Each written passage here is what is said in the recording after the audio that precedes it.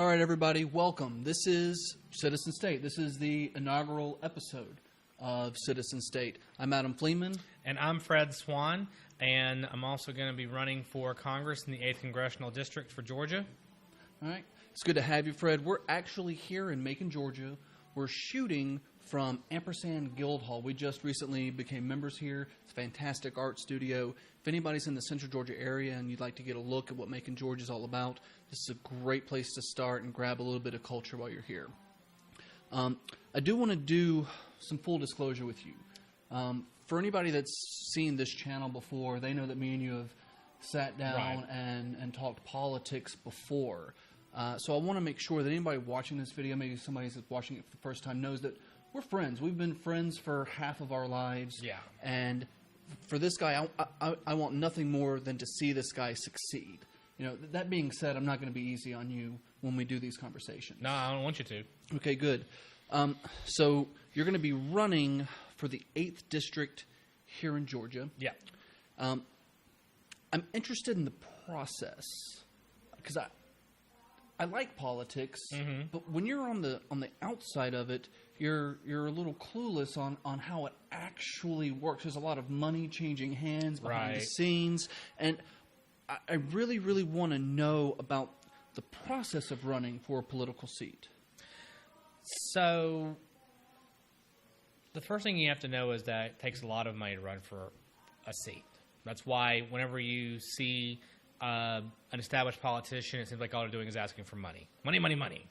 But the reason for that is because it costs a lot of money. First of all, to run for Congress, it takes $5,000 just to file for your candidacy before you do anything.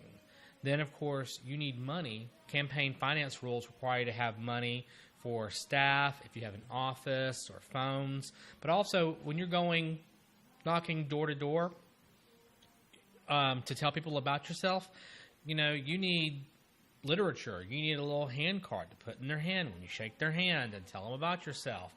You need to have some literature. You need to be able to mail out things. That's bulk mail. Then you may get so high as you want to bother people with TV ads. And, of course, the 8th District is in two media markets, the Middle Georgia media market and the Jacksonville media market, because it's so crazy gerrymandered.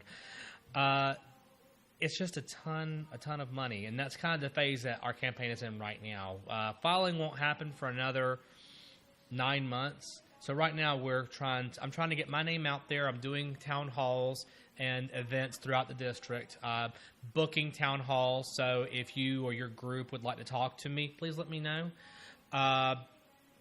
But I'm fundraising right now, big time fundraising, and we're doing this too. And this is so that we can get your name out there a little bit more, because it's important that people know the policies that you want to put forward for Georgia.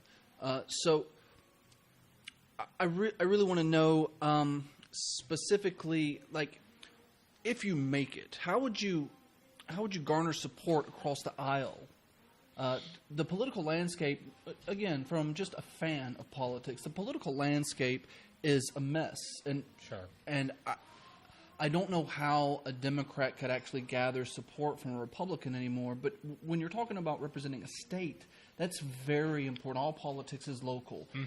How would you go about doing something like that? Well, one of the things you have to understand is everybody has things in which they care about, things that they're concerned about, but there are, as with everything, I would call them like A.B.C. priorities. You know, A priority is my ideological stand. I'm not moving off of this. B priority are things I really want to get accomplished, but, you know, if it doesn't quite make it. And C priorities are things that you use to bargain with. If I get them, they're nice, but I can use them to bargain. And at some point, you kind of have to be able to go to the other side and say, look, you really want to get this thing done. And you want to be able to slap a label on it, bipartisan. Now, I might be your guy, depending upon what it is that I'm trying to get done. And we've had a lot of these political conversations before, and I always tell you, hey, I'm a political mutt. I'm up for anything. Just let me know what's going on, and I can weigh in on it. Transparency in government is something that's been lacking for a long time. Is there anything that you think you could bring to the table when it comes to transparency? Yeah, the biggest thing is just the biggest thing is explaining to your constituents why you're doing what you do. I would like, when I get into office, to actually do more podcasts like these. Keith Ellison has his own podcast. I'd like to do more podcasting, maybe even do some virtual town halls via Google Hangout, for times when I can't get back into the district. But then I would love to be able to do, like, once every time, do a real town hall, say in Macon or Tifton or Valdosta, depending upon how it's looking. I mean, but to me, that kind of thing is important and necessary. And it doesn't hurt that I enjoy them as well. And you were recently in Valdosta, right? Yes, recently I was visiting the Indivisible group down there, Indivisible Lowndes. And they're actually a fairly new group. And I talked with them for 2 hours, just answering questions on everything from healthcare to education, the economy, living wage, foreign affairs. Well, what's your feeling on their pulse from talking to you? Because that's the first time that you've actually really gotten out and talked to a whole bunch of strangers. I'm going to quote the Lowndes County Democratic chair was there, and I'm going to quote him. He said, when I first walked in, I really didn't think a whole lot of you just looking at you, but you really know your stuff. Yeah. As a guy that's known you for a really long time, that's the perfect impression of you. Right. So all I'm asking is, give me a chance. Come out to a town hall, check out my website, see what I'm all about, because I think that I do share a lot of the values of the district that may not be currently represented. And so you mentioned a little bit about your roadmap. One of the biggest hurdles I see for you is breaking this statistic of non-general elections and polling in Democrats. What's your goals, or what's your plans in pulling in some of these voters that never turn out on non-general elections? What's one of the interesting things about that is that since the election of Donald Trump, it seems like so many people who were somewhat complacent have just sort of woken up. And I describe it kind of like you're driving down the road and you fall asleep at the wheel and you hit the guardrail and it wakes you up. And now we're having to get out of the car and see, is this thing drivable or not? Can we get back on the road, to continue this analogy to almost absurd lengths? But I'm seeing people, I've been involved in at least Middle Georgia politics for 8-10 years now. And I'm now, this past year, since January 20th, I am seeing faces I've never seen before. People who are involved and engaged saying, I did not realize this could happen. They really just thought Hillary was going to walk in and take it. Not that a problem. And now they realized, oh, wait, if I want to fight against the president or I want to change what's going on, I actually have to get involved. So you're seeing groups like indivisible groups cropping up in various cities and congressional districts. There's a local group here in Middle Georgia called Georgia Women and Those Who Stand With Us that has developed. And I'm trying right now to continue to garner their support. And these are people who may or may not vote in the off years, who may or may not be involved and engaged normally, who I'm now trying to work with and say, okay, what are your real concerns that's driving you out? Now, you mentioned all these different groups, because from an outsider's perspective, as a political mutt, I see lots of division, and it's not just in the Democrats. I don't pile on that. There's lots of division in the Republicans also. Mm-hmm. But one of those divisions inside of the Democratic Party I connect with a little bit. So I got to ask, are you a Justice Democrat? Technically, I would say no, only because, Justice Democrats are a platform and a party, and they kind of have to invite you in. That being said, I haven't seen anything on the Justice Democrats platform that I would disagree with, and I really do like their stance on campaign finance reform. The non-establishment, that's what brought me into looking at them a little bit deeper. I'm still independent, but as an independent, I'm a free agent. Sure. I'm always available to go this road or that road. Right. Well, I mean, and the thing about it is, we have, tons of these PACs, super PACs that are around, and it's really hard to get traction outside of that money. So if Justice Democrats, if that platform is able to successfully get a candidate, get them on and get them elected, then I think they'll be able to make some real waves. And in terms of campaign finance reform and maybe trying to move the stick on that some. Now, do you think that you're somebody that can help mend the divides that are on the left right now, specifically in this region? Because this is a very blue region that we live in. Mm-hmm. Do you think that you could kind of help mend some of those things? Because I see you as more of a Democrat populist kind of guy. I think so. Just to give you a little bit of history on myself, during the 2016 election, I actually voted for Bernie Sanders in the primary, but I flipped my support to Hillary. Well, there's no other candidate at when that point. when it was pretty apparent that Bernie wasn't going to make it over the finish line, and in fact, I was a delegate for Clinton at the convention. I'm not somebody who sees a ton of difference between Clinton and Sanders, and I'm definitely not somebody who thinks that she and the President Trump, are the same. That kind of talk I don't agree with at all. To me, it was I'm with Bernie about 85-90%, and I'm with Hillary about 80-85% on all issues. If you're talking about Wall Street reform, then maybe I'm much closer to Bernie than I am to Hillary. That gets into very specific things. Right, but if you're talking about women's reproductive health, if you're talking about the need for a living wage, if you're talking about not being Donald Trump. If you're talking about the need for universal health care and the need to not make a huge tax break for millionaires and billionaires, there's no difference between these two candidates, and that's kind of where I see myself. All right, Fred, I'm going to take this into the weeds a little bit here. Sure.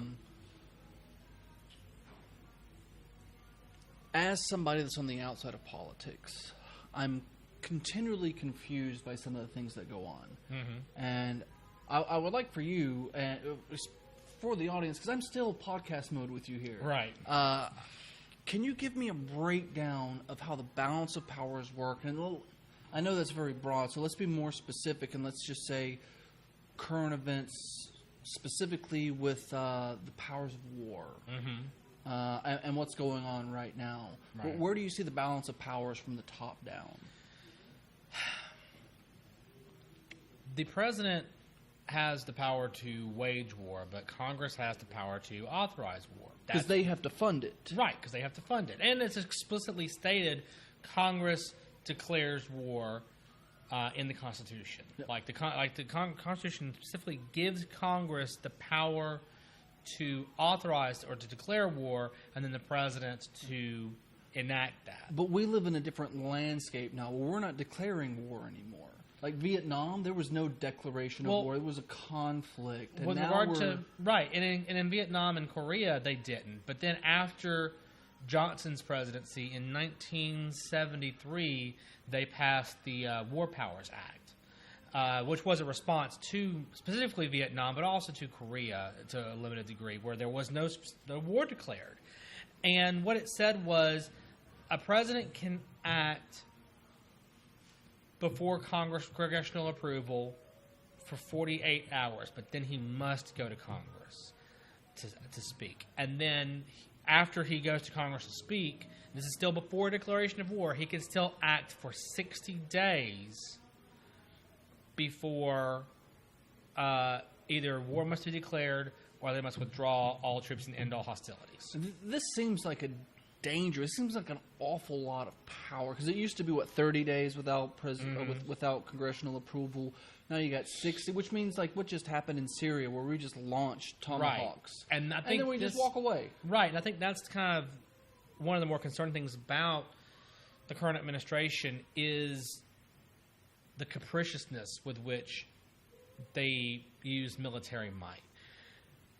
We apparently Donald Trump looked at some pictures of dead Syrian kids and got weepy and decided to go launch Tomahawk missiles at Syria.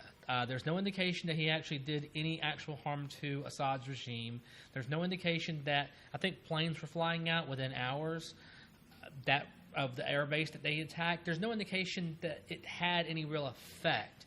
Well, I mean, we spent lots of money on those Tomahawk missiles. Sure, it was $500 million for everything that we launched. And this has been my fear with this president the whole time, is I can't figure out a rhyme or reason to what he's doing. No, you say that, but the mud in me says we ran out of bombs. Yeah. While Obama was president. Right, but Obama went... First of all, Obama was prosecuting, for the most part, wars that he inherited in terms of Afghanistan and Iraq.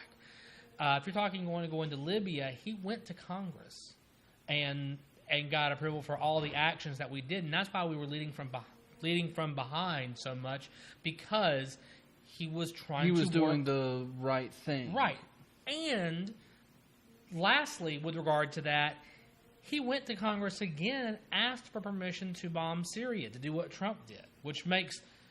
I don't question what Trump did. I wish we knew more about his reason, his rationale, because Obama gave his reason, his rationale. I think you're asking a little bit too much. I might be. My bad. And this Congress voted him down and said, no, don't go to Syria. And so he said, fine.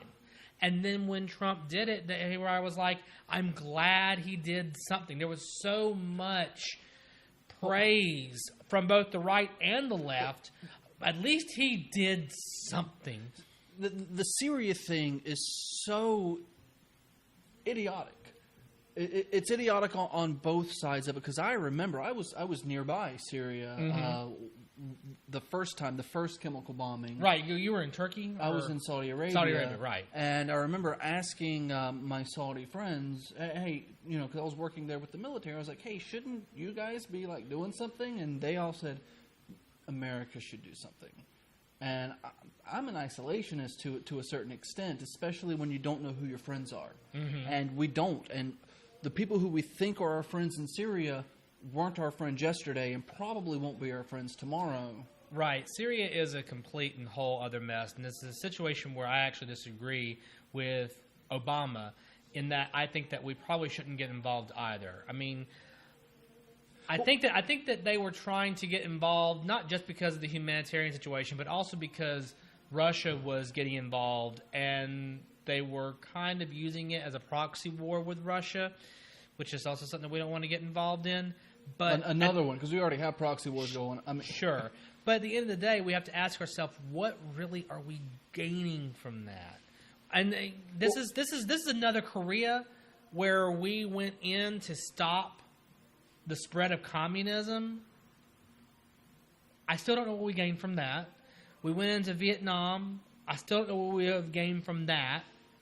And these are reasons why I am mostly an isolationist. Let's use our military to defend ourselves, and we don't have to be Big Brother for the rest of the world. We don't have to go into every single skirmish that exists out there. But it's also one of the things where I still don't, and this is just, I don't understand the rationale. I don't understand the reason. Why are we doing these things, especially when there are other areas of the world that we could act where we might have a real impact. For example, why didn't we do anything against Boko Haram? I mean, because they're in Africa, and let's just be real. The military-industrial complex doesn't have a lot to gain by going into Africa. Right. They do have a lot to gain by going into Middle East countries. Right, exactly. And this is where I think that I can find some common ground with fiscal conservatives and peacenik liberals and say, look, maybe let's take our military spending,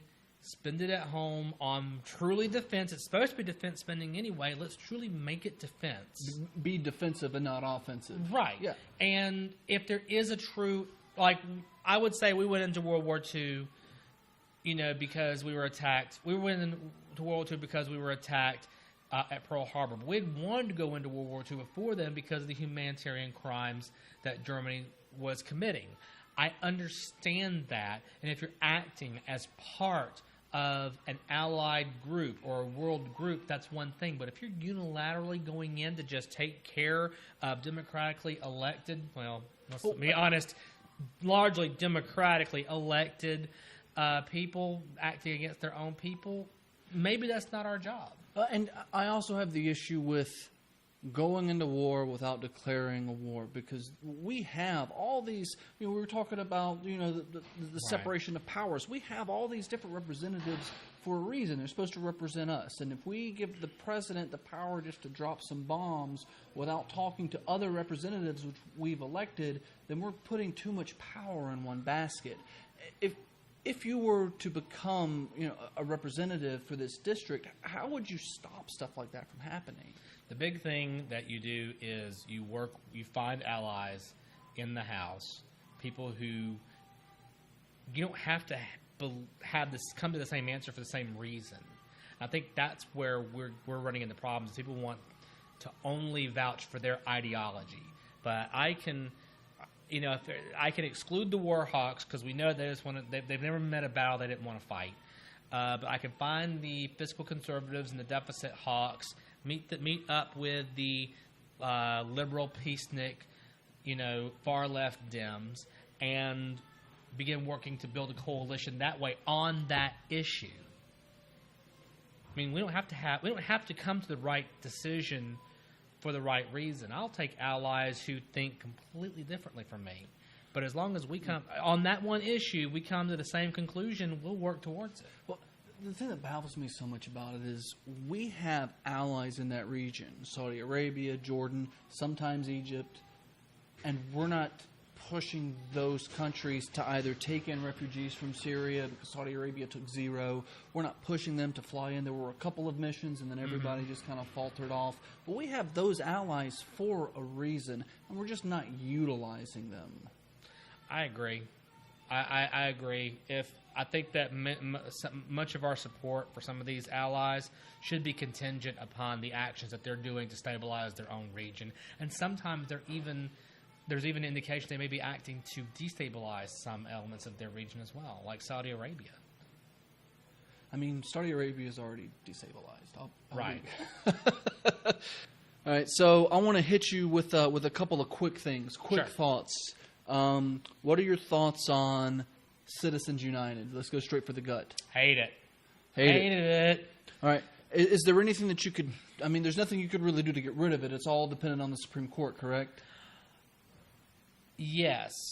That particular decision is based upon the Supreme Court. It's based upon an understanding of what speech is and the limiting of speech.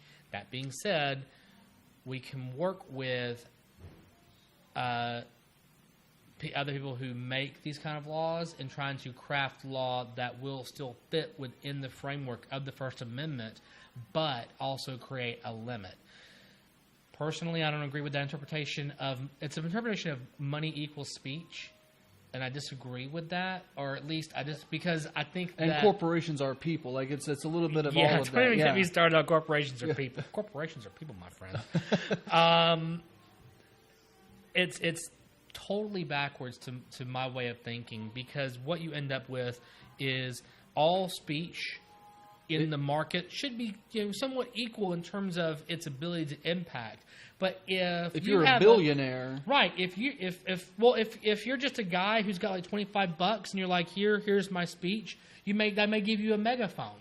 If you're a billionaire, you've got 1 billion megaphones. You've got AM radio. Right. You own a radio station. Yeah. You own a network. All right, I want to come local real quick. Charter schools. What are your thoughts on charter schools? It's a tough one. It is a tough one.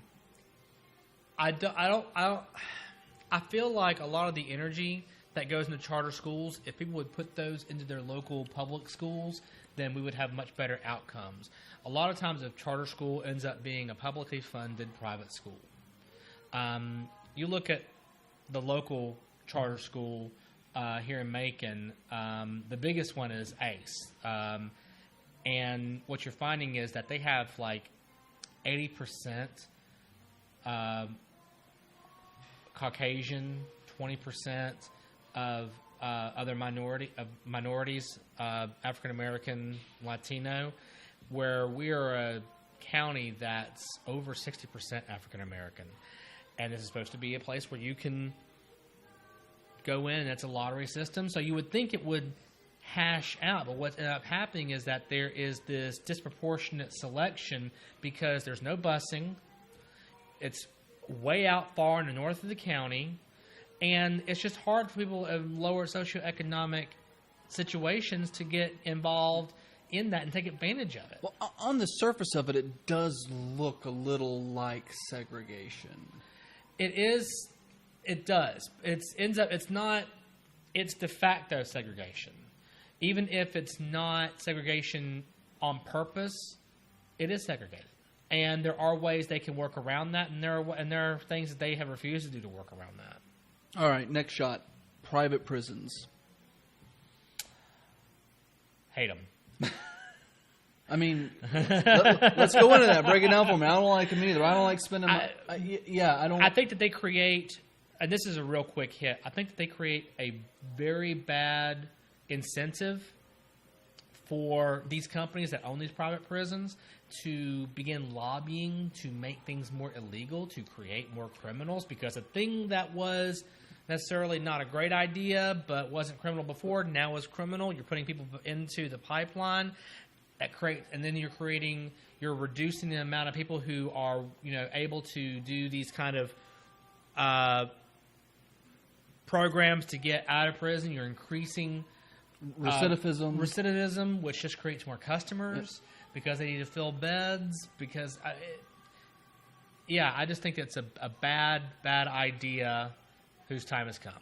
All right, Fred, last rapid fire, and I have a feeling that this one's going to go a little bit deeper. It's not going to be a rapid fire answer. It's just the rapid fire question. I got to work on my sound bites. That's really the big problem. Yeah, and this is a big sound bite, specifically for populism. What is your take on the war on drugs? Okay, so rapid fire answer: hate it. It is the entire concept has been a complete waste of money and resources. It has been a drain on our communities. It has created generational poverty in terms of mass incarceration. It's put seats in prison, which we we just talked about. We just talked about the private prison issue.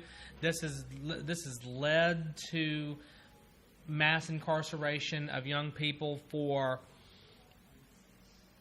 crimes that could be nonviolent, weren't life ruining, but the consequences, the legal consequences, become life ruining.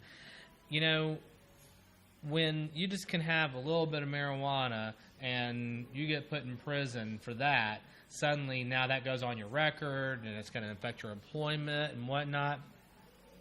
No one can tell me with a straight face that had that law been there, that criminal law been there, that person's life would have been worse. No, I mean, you can't say that with a straight face.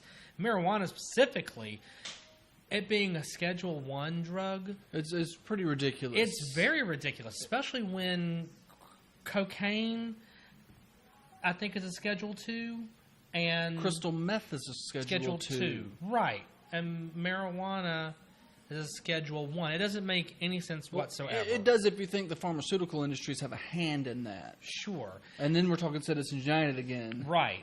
So we do have a big issue in rural communities of the opioid epidemic, opioid abuse. Pill mills. Right. Absolutely. Pill mills exist.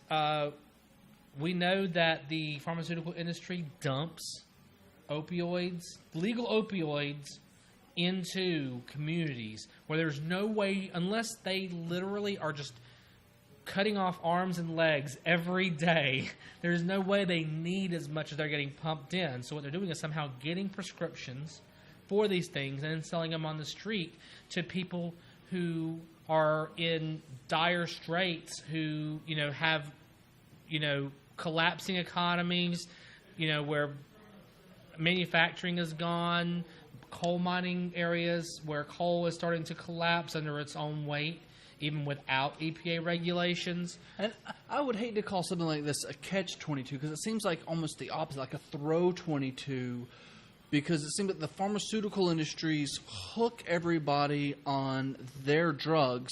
And we've got this debate about healthcare going on, and the pharmaceutical industries will be in charge of getting people off of these drugs. So Right. how does that work out with healthcare and what we're building to? The first thing, before we get into the talk about healthcare, one thing I would say is the solution to the opioid epidemic is not mass incarceration, is not locking people up.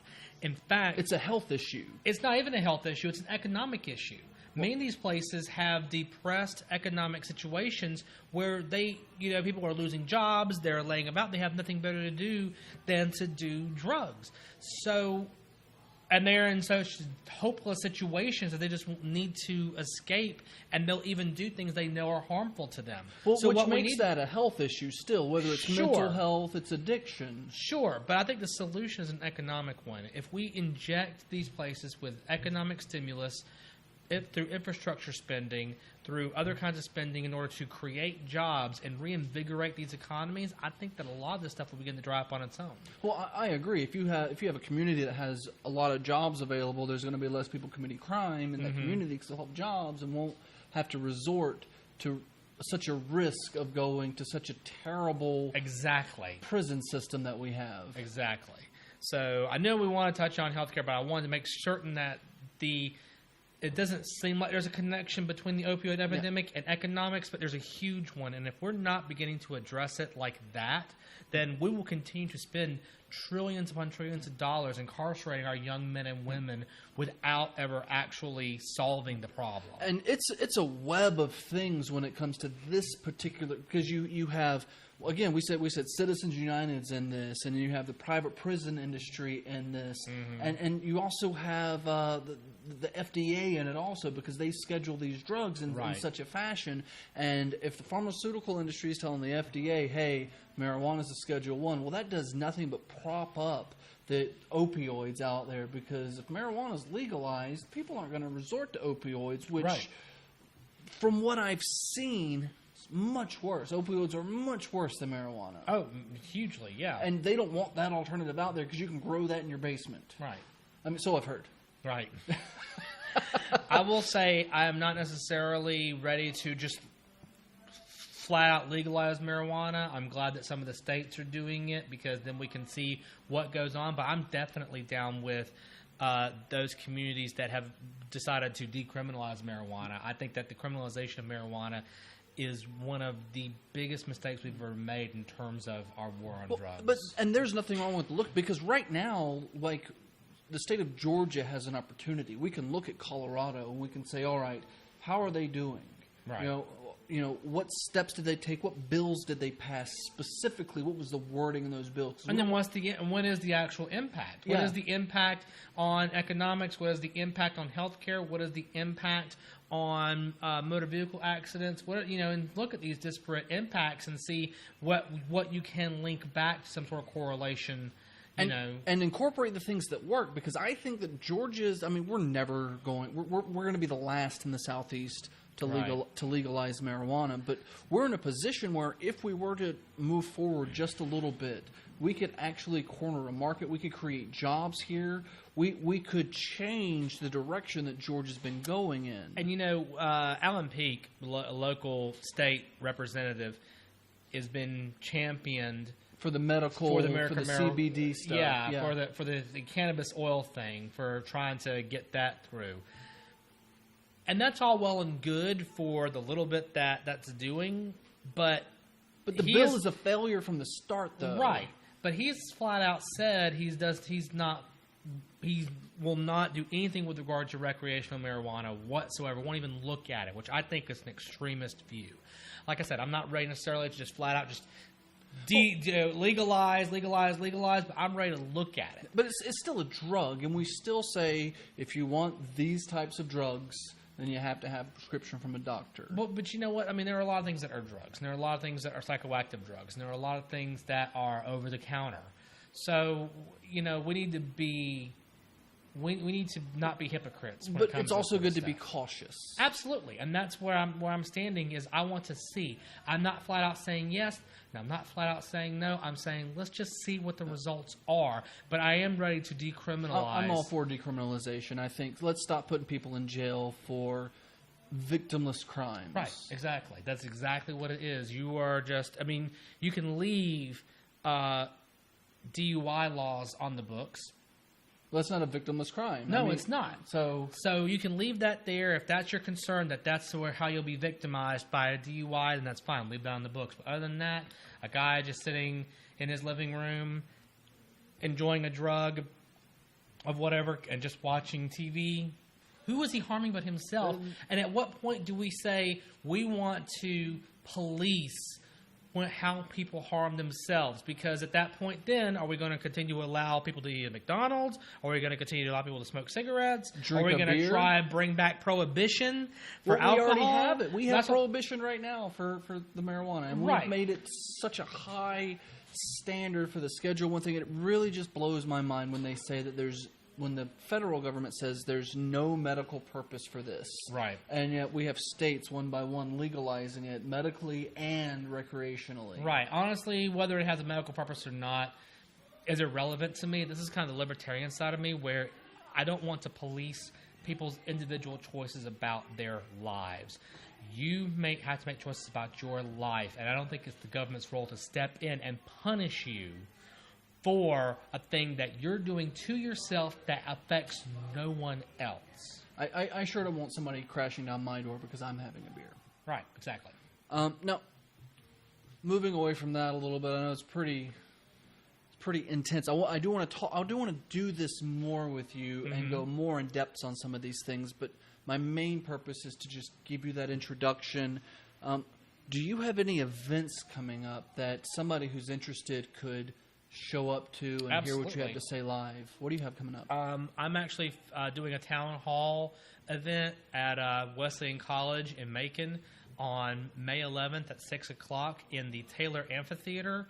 And that's open to the public. That is completely open to the public. I want a disparate array of people because this is going to be a complete Q&A session, just like we're kind of having now, where I'll give a couple of minutes introduction and then put it to the floor for questions. I'll have volunteers on the floor with mics ready to take questions, and I want to hear from the people. What are your concerns? What do you like? What do you don't like about what's going on in Washington? What kind of questions do you have for me about my particular stances on issues? And I just plan on answering questions until either they kick us out or people are done asking me questions. That's really what I want. So, all right, and next, how can people reach out to you? Facebook, Twitter, Tumblr, Grindr? Sure, I don't have a Tumblr or a Grindr, but I do. My campaign has a Facebook page, facebook.com/Fred Swan for Congress, one word. You can like that page and follow it to keep up with events. And if you're interested, you can share that with anybody that may be interested. I also have a Twitter. It's @FredSwan. That is my personal Twitter, but I'm using it for the campaign right now. I don't do a lot on Twitter, but if you engage with me, I'll definitely try to hit you back and have a conversation. We also have the comment section. We also have the comment section here. Please let us know what you like, what you don't like, so that we can continue to improve the content and the delivery, because we want this to be a space where you can hear about ongoing issues and both of our opinions on these issues. Crowdfunding. Yes. I have a crowd pack, www.crowdpack.com. Put it right there. /C/Fred Swan for Congress. Please, if you're able to, make a pledge. Those pledges are not collected until I reach my goal, at what point it will be dumped into the account. So it's like you're not even spending money. Or until you do. Yeah. All right. Do you have anything else to add to this? No, I don't. All right. Well, it's been an absolute pleasure having you. And for everybody out there that's watching, this has been Citizen State. We're filming here at Ampersand Guild Hall in Macon, Georgia. Again, come out and have a look at this place. It's absolutely amazing. I'm so appreciative for them inviting us in and giving us a space to do something like this. And we want to do more. friends of yours, friends of mine, want to bring them in. Absolutely. And bounce around some of these same topics and a lot of new topics as they pop up. News has been pretty crazy recently, so there's always something to talk about. There's always something relevant. Again, all the links to Fred, we're going to put them right down here, and we'll see you guys next time.